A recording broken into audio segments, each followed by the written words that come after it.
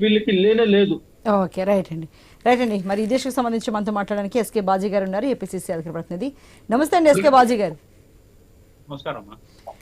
బాజీ గారు, మనం ఎందుకంటే అవునన్నా కాదన్నా సోషల్ మీడియా ఎంత ఇంపాక్ట్ చూపిస్తుంది అన్నది ప్రతి ఒక్కరం కాదనలేని నిజం. మరి ఈ విషయానికి వస్తే కాంగ్రెస్ ఎంతవరకు పోటీ పడగలుగుతోంది, అటు వైఎస్ఆర్సీపీతో కావచ్చు, ఇటు కూటమితో కావచ్చు అనిపిస్తోంది. అలాగే సోషల్ మీడియాకి సంబంధించి ప్రజల్లో నిజంగా ఎంతవరకు ఇంపాక్ట్ కనిపిస్తుంది అంటారు? నిజంగానే ఇంపాక్ట్ ఎక్కువగా ఉంటుంది అనుకోవచ్చా, లేకపోతే ఇప్పుడు అన్ని నమ్మే పరిస్థితుల్లో ప్రజలు లేదనుకోవచ్చా? ఎలా ఉందండి?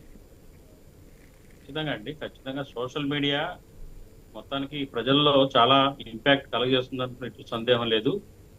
మా కాంగ్రెస్ పార్టీ కూడా ఈ సోషల్ మీడియా బేస్ చేసుకుని పార్టీ విధానాలు, సిద్ధాంతాలు, మేనిఫెస్టోని మరి ఆరోగ్యకరమైన విధంగా మరి క్రమ పద్ధతిలో ఎటువంటి డిస్ప్యూట్స్ కి తావు లేకుండా మేము ప్రజల్లోకి తీసుకెళ్ళడం ప్రారంభించాము. డెఫినెట్ గా మరి ప్రజలకి వద్దకు మా మేనిఫెస్టోని కానివ్వండి, కాంగ్రెస్ విధానాలను తీసుకెళ్తామండి.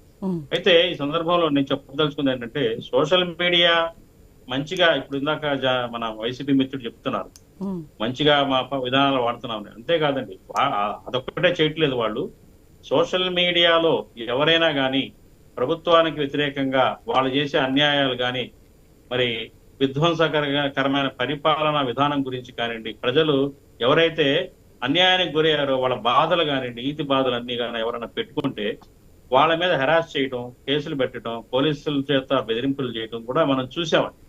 ఇది చాలా తీవ్రమైన పరిణామం. ఎందుకంటే ప్రజల యొక్క స్వేచ్ఛను హరించినట్టే.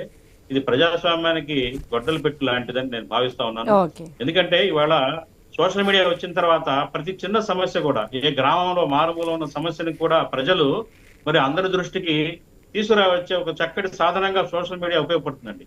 దురదృష్టవశాత్తు ఈ అధికారంలో ఉన్న పార్టీలు ఈ సోషల్ మీడియా ద్వారా ఎవరైతే తమ ఆక్రందాన్ని ఆవేదనని చెప్పుకోవాలని ప్రయత్నం చేస్తున్నారో వాళ్ళని అణచివేసే ప్రయత్నం కూడా చేస్తుందండి.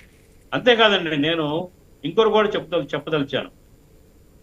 మన అధికారంలో ఉన్న వైసీపీ పార్టీ మరి వాళ్ళ సోషల్ మీడియా కానివ్వండి, మరి ఎవరు ప్రొవోక్ చేస్తే చేస్తున్నారో తెలియదు కానివ్వండి, స్వయాన మా పార్టీ మీద, అట్లాగే మా అధ్యక్షురాలు షర్మిలారెడ్డి గారి గురించి కూడా సోషల్ మీడియాలో యాడ్వర్స్ రీల్స్ పెట్టడం కానివ్వండి, ఆడివర్స్ కామెంట్స్ చేయించడం కానివ్వండి కూడా మనం చూసాం, జరిగింది అలా.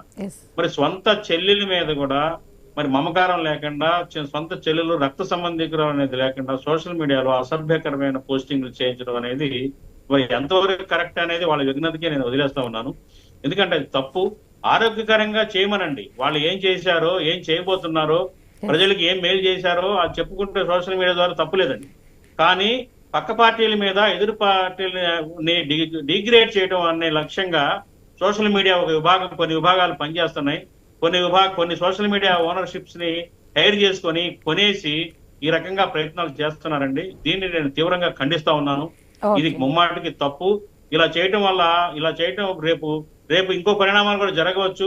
వాళ్ళ మీద కూడా, మిగతా వాళ్ళు కూడా చేసే వాళ్ళ మీద కూడా జరుగుతుంది. ఇది ఏ పరిస్థితులకు దారి తీస్తాయి అనేది ఒక ఆందోళనకరమైన వాతావరణం అయితే ఉంది. ఇంకొక విషయం మేడం, ఇప్పుడు ఏంటంటే ఈ రకమైన ఫేక్ పోస్టింగ్ల వల్ల సోషల్ మీడియాని కూడా నమ్మాలా వద్దా అనే పరిస్థితికి ప్రజలు వచ్చేసారు. టుడే పరిస్థితి ఏంటంటే, ప్రజలు సోషల్ మీడియాలో వచ్చింది రైటా రాంగా అనేది కూడా రీచెక్ చేసుకునే పనిలో పడ్డారు జనం. అంత తొందరగా ఏది పడితే అది నమ్మే పరిస్థితుల్లో కూడా లేరండి. ఎందుకంటే ఈ ఫేక్ పబ్లిసిటీ చేయడం, ఫేక్ ఇన్ఫర్మేషన్ పాస్ చేయడం వల్ల దాని యొక్క ఐడెంటిటీ కూడా, దాని యొక్క విశ్వాసం పోతుందండి సోషల్ మీడియా. అయితే బాజీ గారు మనం అన్ని పార్టీలు, నాట్ ఓన్లీ నేను ఒక పార్టీని నిందించట్లేదు, అన్ని బాజీ గారు మనం మరి షర్మిలమ్మ ప్రచారం విషయానికి వద్దాం. ఇప్పుడు ప్రకాశం జిల్లాలో ఆమె ప్రచారం సాగుతూ ఉంది. ఎలా ఉందండి? అంటే ఎలాంటి అభిమానం కనిపిస్తోంది, ఎలాంటి స్పందన కనిపిస్తోంది?